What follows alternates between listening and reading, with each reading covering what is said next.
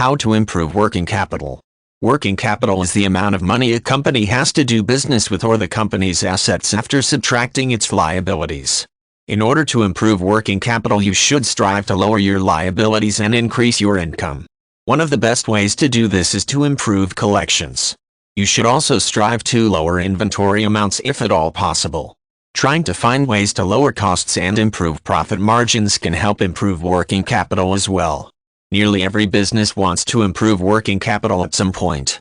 If your business has investors, the investors will look at your working capital in order to see if you can repay your creditors.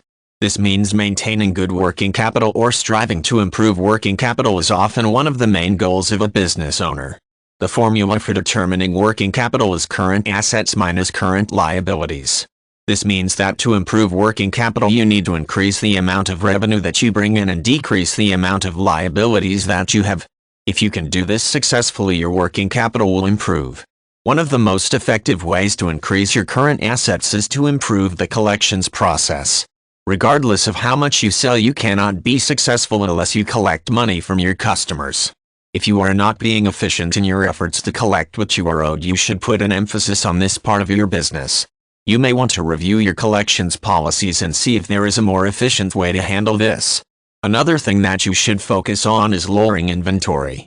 When you have a great deal of inventory sitting around, you are leaving a lot of your money tied up. You should look into ways to be more efficient and cut down on the amount of inventory that you have to keep. You may want to consider an inventory system that keeps only what you need and allows you to increase your inventory quickly on demand. You should also spend some time finding ways to lower other costs.